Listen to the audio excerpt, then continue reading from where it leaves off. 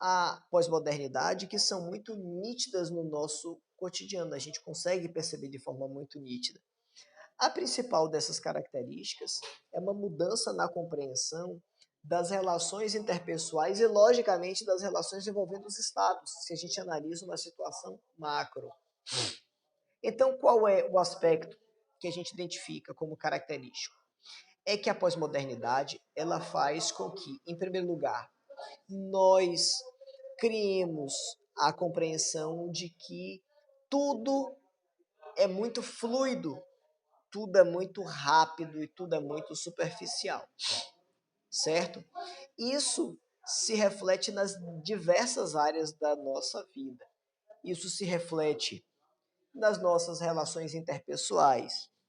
Isso se reflete na nossa atividade profissional. Isso se reflete no nosso estudo. Isso se reflete em todas as circunstâncias, certo? Percebam que esse processo aqui ficou mais consolidado, mais fortalecido a partir de meados da década de 90 para cá, fez com que muitas vezes se esteja diante de situações em que pessoas que têm um pouco mais de idade olham para o passado e não reconhecem como essas coisas acontecem.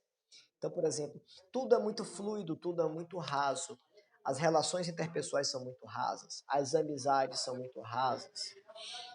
Você hoje faz amigos, mas pelo Facebook, pelo Instagram, pelas redes sociais, você não tem amizades reais de forma muito contundente. E mesmo assim elas são muito rápidas, elas são muito rasas.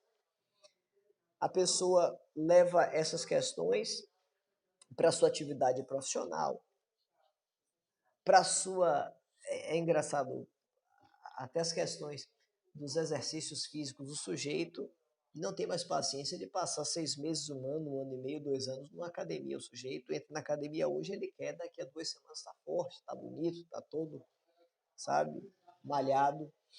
O sujeito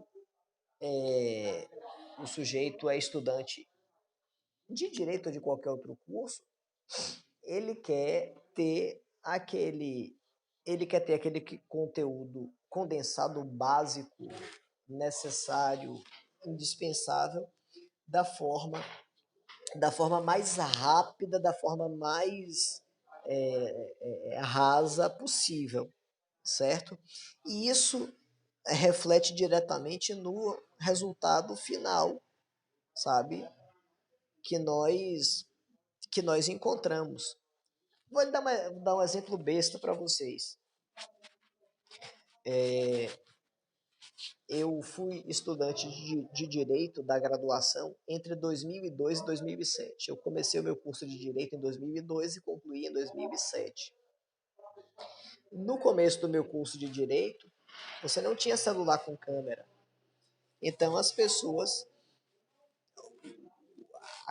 A coisa mais desejada pelos estudantes eram as xerox das transparências que o professor colocava em um retroprojetor que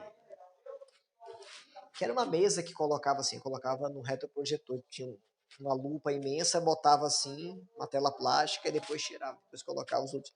E aquilo era objeto de desejo dos estudantes, porque ali tinha os pontos de aula. Depois que surgiram os celulares com câmera, isso já tinha saído da faculdade e tudo, as pessoas não querem sequer anotar, as pessoas perderam a habilidade até de escrever manualmente, porque só digitam, e mesmo assim, quando é estritamente necessário. Isso faz com que as pessoas se acostumem a não se exercitarem em nível nenhum. Então as pessoas não exercitam a sua capacidade de travar relações interpessoais, porque não têm amigos, porque não têm relacionamentos, porque são todos virtuais.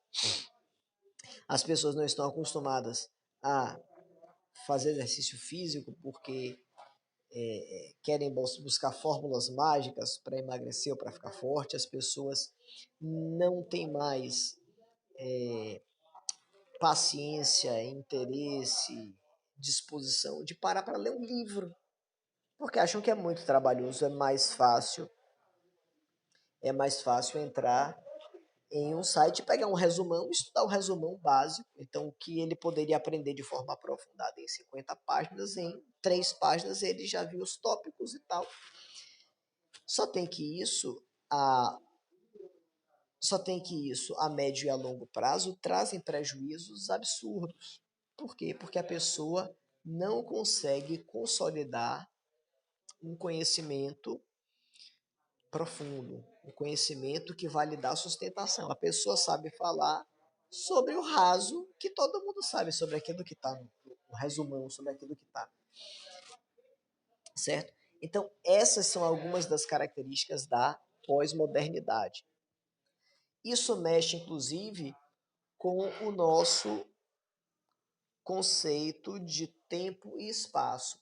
As nossas referências de tempo e de espaço, elas não existem mais nos moldes de antigamente. Tanto é que nós não podemos falar sobre tempo e espaço como na forma tradicional, diante do próprio exemplo que nós estamos aqui. Como é que eu vou falar em conceito de tempo e espaço se nós estamos reunidos, embora cada um nas suas casas, cada um no seu ambiente próprio, discutindo, tratando sobre questões. Nós estamos reunidos sem estarmos efetivamente reunidos. Como é que eu vou discutir a questão do tempo, a nossa percepção de tempo? O avanço da tecnologia faz com que a gente, muitas vezes, passe a mudar o nosso patamar de exigência em relação ao tempo. O sujeito manda uma mensagem pelo WhatsApp, se a criatura do outro lado visualiza, mas não responde em 2 ou 3 minutos, a pessoa já começa a ficar desesperada. Rapaz, aconteceu alguma coisa, já tem um tempão que fulano visualizou a minha mensagem, mas ainda não me respondeu nada, deve estar zangado comigo. Por quê? Porque passou 3 minutos que a pessoa visualizou e não lhe respondeu, então só pode ter acontecido alguma catástrofe. Então percebam como essas coisas mudam com o passar do tempo. Antigamente, antigamente não existia isso. Antigamente você não tinha nem celular. Antigamente a pessoa ia ligar para o outro, olha, eu vou lhe encontrar às 2h30 da tarde, eu vou lhe encontrar amanhã às 2h30 da tarde na porta do Paz Mendonça, ou das Casas Pernambucanas, ou do Baneb. E aí a pessoa, naquele horário, tinha que estar lá, não tinha como se comunicar no meio da rua. Então, a ideia, o fundamento do tempo e do espaço mudam com o passar do tempo. Pois é, se está online, por que é que não responde? É uma miséria, é uma coisa. Então, isso tudo faz com que a gente passe a identificar e a refletir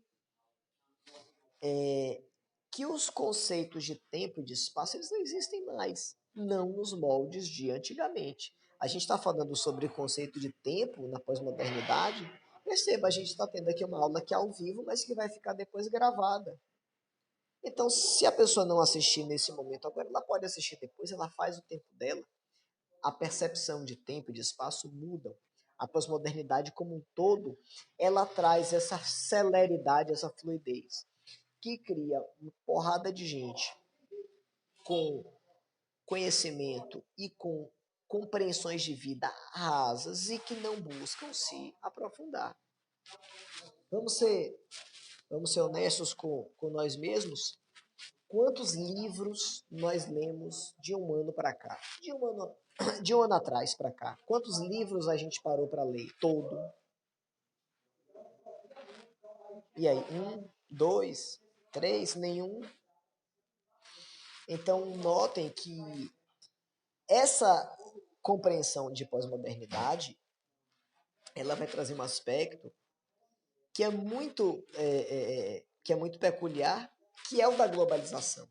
Então, a globalização, principalmente nos moldes que nós encontramos hoje, ela vai se basear fortemente nas influências ou nos aspectos da pós-modernidade.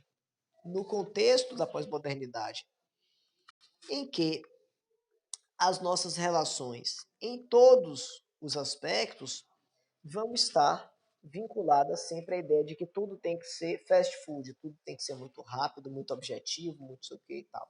Então, o sujeito Então, o sujeito tá solteiro, quer arranjar uma namorada, ele entra num site de relacionamento e diz, olha, eu tenho idade tal, eu tenho tais características, estou procurando uma pessoa com esse perfil e joga. Por quê? Porque ele é tudo muito rápido, muito célere. O nível de aprofundamento é muito raso, as pessoas não buscam nada consolidado. Essa característica, ela vai refletir direto na globalização e vai refletir direto nos pontos que a gente tem trabalhado em relação a, aos vínculos formados entre um Estado e outro. Percebam que a pós-modernidade ela vai influenciar na globalização de maneira tal que as pessoas não se preocupam, por exemplo, as pessoas entendam nesse aspecto os estados, os países de uma forma geral, e os cidadãos daqueles países não se preocupam muito em buscar consolidar os seus próprios aspectos culturais e buscam simplesmente algo que culturalmente seja mais interessante, mais atrativo para eles. Perceba, eu não estou dizendo que isso é bom ou que é ruim, isso é um fato apenas, certo? Então, se nós temos um aspecto de tecnologia que vem de outro país e eu acho bacana, interessante, eu consumo aquilo. Ou um comportamento cultural, uma forma de agir, de fazer, de se vestir, enfim, certo? Então, as relações, as relações entre os estados, sobretudo que se pautam, as relações que se baseiam na troca cultural, elas vão influenciar de forma muito significativa, elas vão influenciar de forma muito significativa na forma como aquele Estado vai poder ser um multiplicador de sua própria cultura e dos próprios aspectos econômicos e políticos. Você pega países que sejam influenciadores de outros, você pega os Estados Unidos, por exemplo, você pega os países ocidentais da Europa, por exemplo, que têm as suas manifestações culturais expandidas para outros países e aquilo é consumido, certo? Isso vai ser potencializado, sobretudo hoje, com o avanço da tecnologia, em que nós temos acesso a informações de forma muito rápida, certo? E de forma muito pulverizada. Então, em pouquíssimo tempo, você consegue dar uma extensão imensa a informações, a notícias, a questões que são do interesse, que são do interesse comum, certo? Por conta desses fundamentos da globalização. Não poderia deixar de falar sobre isso. A questão do multirrelacionamento de um país em relação ao outro, de forma nítida e clara, vai estar hoje trazendo aspectos que são pertinentes à nossa vida, sobretudo quando a gente analisa, por exemplo, a situação atual da pandemia de Covid-19 que se alastra pelo mundo e que traz para a gente acesso a informações dos mais diversos níveis, contraditórias ou não, fazendo abordagens políticas, econômicas ou não, mas que decorre exatamente do fenômeno de interrelação entre os estados, certo?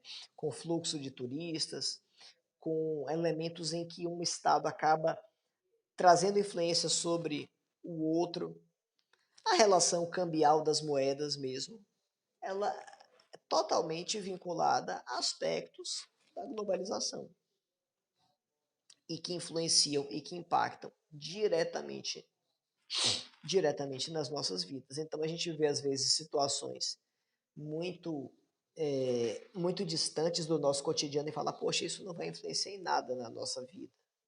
Teve uma alta na bolsa de valores de não sei onde, teve uma baixa, houve uma crise que acabou trazendo uma supervalorização de determinada moeda. Isso influencia na minha vida? Sim, influencia diretamente.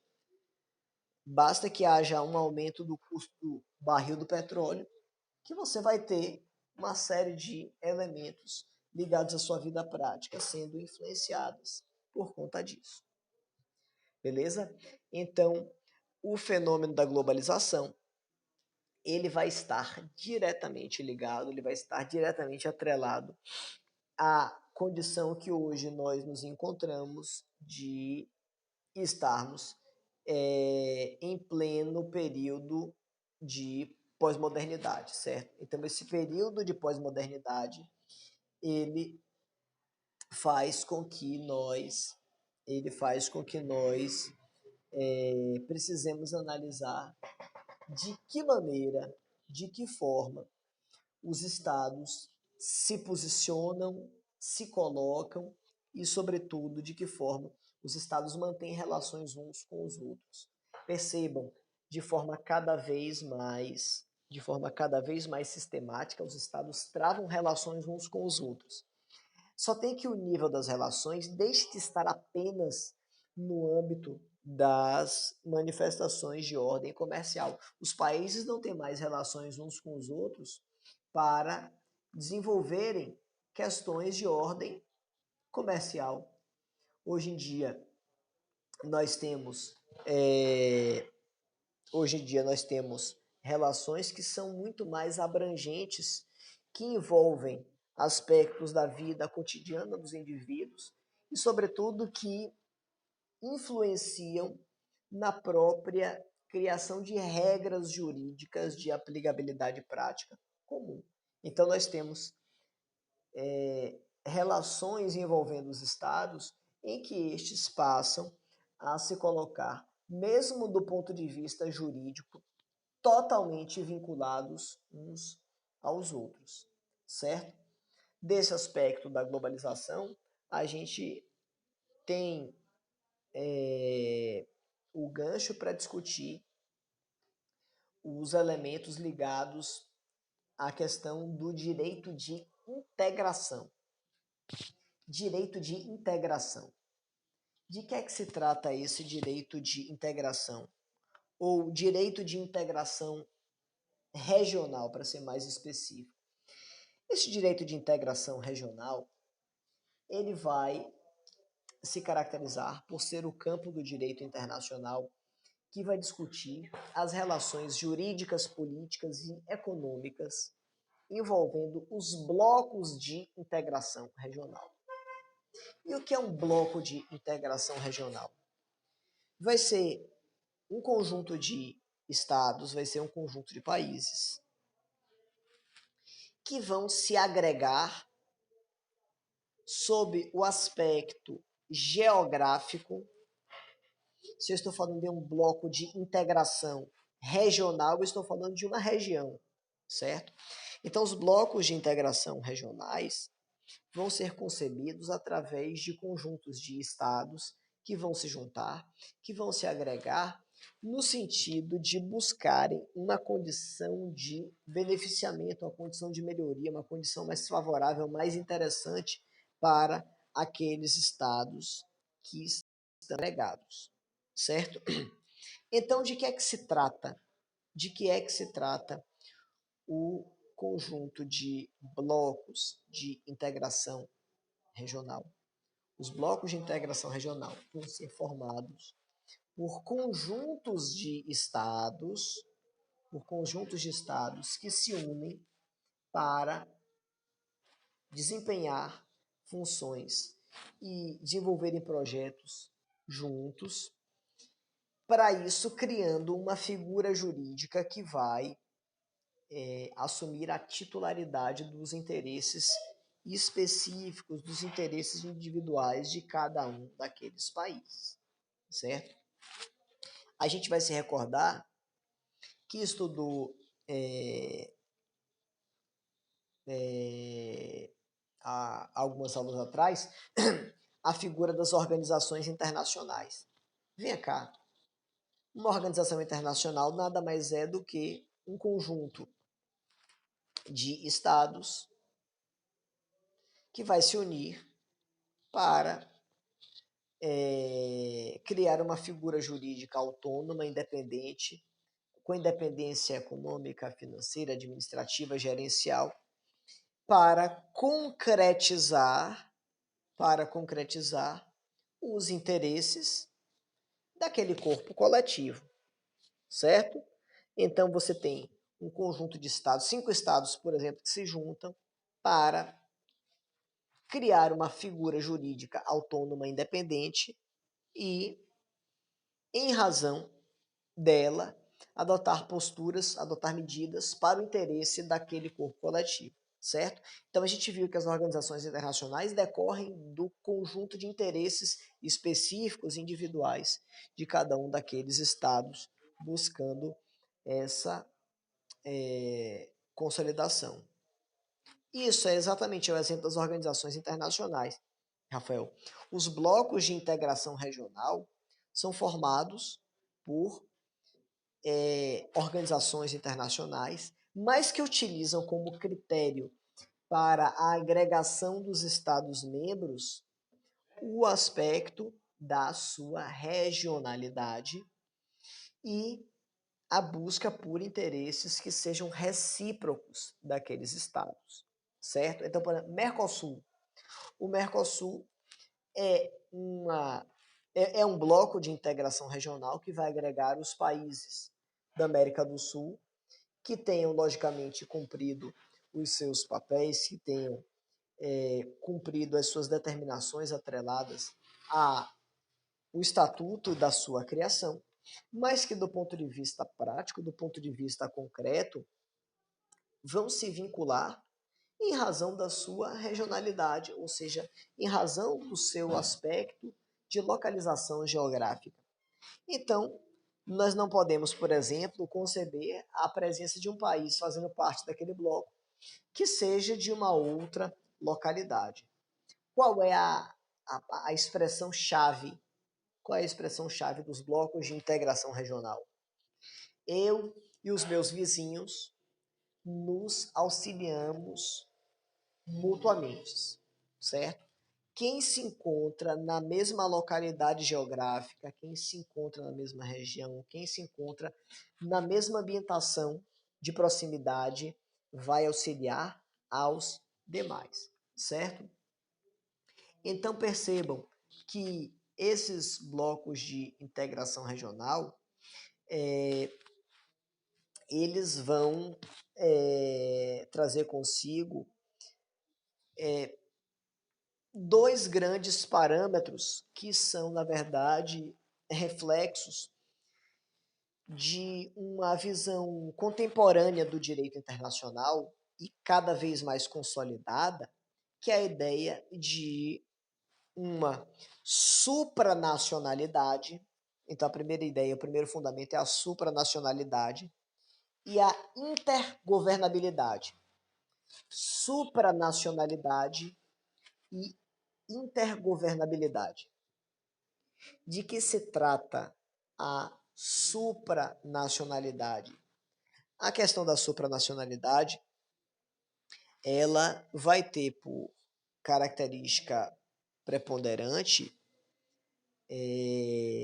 trazer uma compreensão de que cada vez menos existirá a subdivisão de estados como ferramentas primárias para estabelecer os vínculos de nacionalidade. Ou seja, cada vez mais os estados vão estar integrados com os estados estarão integrados com os outros, de modo tal que não vai existir, ou que existirá cada vez de forma mais frágil, aquele conceito fundamental de soberania que nós estudamos lá atrás, certo? Então a gente percebe, por exemplo, que a supranacionalidade faz com que se tenha uma compreensão de que os limites do território não são mais os fundamentos mais importantes para dizer até onde aquele Estado vai poder se manifestar, e que a própria caracterização dos cidadãos de determinado país sendo protegidos apenas por aquele Estado já não são mais aplicáveis. Por quê? Porque você começa a criar de forma amparada pelo direito situações tais em que os estados passam a não ter mais os seus limites de fronteiras plenamente reconhecidos. Ou seja, os estados passam a trabalhar relações uns com os outros de maneira que a fronteira ela já é secundária e os próprios nacionais eles passam a não ter mais uma vinculação específica com o seu país. A vinculação passa a ser mais contundente em relação àquele bloco de integração regional. Por exemplo, a gente vai citar de forma mais específica, de forma mais detalhada, mas, por exemplo, hoje em dia, o sujeito vai ser é, o sujeito vai ser reconhecido muito mais como um europeu pertencente à União Europeia do que em relação ao país do qual ele é nacional de forma específica. Do ponto de vista prático, não existe muita diferença se falar em um francês, em um alemão, em um holandês, em um espanhol, por estarem todos vinculados à sua nacionalidade a um país que pertence à União Europeia, esses sujeitos vão ter liberdades absolutamente amplas de circulação, de trabalho, de movimentação econômica, ou seja, o aspecto da integração regional trouxe um parâmetro muito consistente no que se refere à supranacionalidade, no sentido de estabelecer que os nacionais de determinado país não estão mais tão atrelados àquele país, mas sim mais atrelados ao bloco como um todo. Os nacionais têm liberdades bastante amplas em relação às demais pessoas daquele próprio bloco, em relação àqueles próprios países. Além disso, nós vamos ter, em relação a essa supranacionalidade, a existência e estabelecimento de regras de vinculação de direito que fazem com que o Estado ele ceda uma parcela da sua soberania no sentido de se submeter a regramentos de outros países, logicamente através dessa convenção, através desse acordo de submissão a essa figura central que é a organização internacional, certo? E isso vai refletir de forma muito nítida no nível de interação entre esses países. Sim, você vai ter a União Europeia como um exemplo bem nítido do estágio mais desenvolvido hoje que se tem acesso, que é do bloco econômico e da União Econômica e Monetária, que é onde se encontra hoje a União Europeia, em que ela vai ter, um nível de vinculação de alguns uns países com os outros em tal nível que você hoje já tem conselhos, parlamentos, blocos, estruturas jurídicas, políticas e econômicas gerais para todos aqueles países, e sobretudo, e talvez esse seja o segundo aspecto que a gente tocou, a gente falou sobre a supranacionalidade, e o segundo é a intergovernabilidade. Do ponto de vista da intergovernabilidade, quando você atinge determinado patamar de vinculação, de atrelação de um país em relação ao outro, você passa a não ter mais a plena prerrogativa de se manifestar de forma livre e desimpedida. Logicamente, estou falando aqui de algum tipo de excesso, de algum tipo de postura que contrarie os aspectos que foram firmados no âmbito daquela, no âmbito daquela, daquele bloco de integração regional, certo? Então, o que você vai identificar é que nesses blocos de integração regional, sobretudo aqueles que estão mais desenvolvidos, muitas vezes você vai ter o reconhecimento de que os estados fazem parte de um superestado e que eles já não têm mais a mesma liberdade de antes. Isso daí, na verdade, se caracteriza como sendo verdade. A maioria desses estados, ao se submeter a fazer parte desses grandes blocos, eles estão, na verdade, com até a própria previsão constitucional, declinando de parte da sua liberdade em prol da segurança de pertencer a um bloco de integração regional, sobretudo a um bloco de integração consolidado, como é o caso da União Europeia, certo? E existem questões políticas, a gente até já chegou a citar, já chegamos até a abordar, que são absolutamente relevantes em relação a isso. A gente pode citar o exemplo da situação que aconteceu com a Grécia há alguns anos atrás. Vocês tiveram com certeza notícia de que a Grécia passou por um período de crise econômica, de recessão terríveis, certo? O que a gente viu no caso da Grécia naquele aspecto é que ela estava em uma situação de crise econômica e de instabilidade tamanha que houve um risco real dela ter saído, dela vir a sair da União Europeia e, logicamente, perder todos os benefícios que isso representaria. E aí a Grécia começou a fazer uma série de políticas, começou a adotar uma série de políticas de contenção de gastos para se enquadrar nos parâmetros, nos perfis da União Europeia, que trouxe, ou que levou o país a uma situação quase que de colapso. A Grécia quase quebra. E percebam que foram situações de absoluta instabilidade política e social, certo? Nesse intento de cortar gastos, de enxugar ao máximo as despesas do país, para vocês terem ideia, houve medidas como o congelamento de contas bancárias, de poupanças e tudo, coisas que nós experimentamos, quer dizer, nós não vocês, porque na época eu não era nascido, na época de Collor, em que as poupanças foram congeladas e as pessoas não podiam mais ter acesso àqueles valores.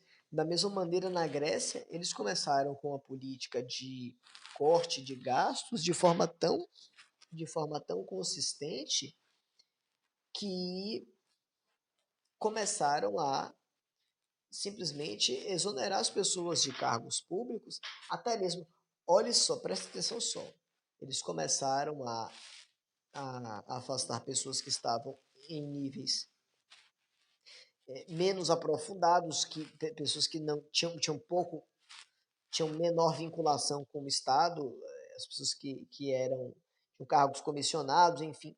Mas no final das contas, olhem só a gravidade.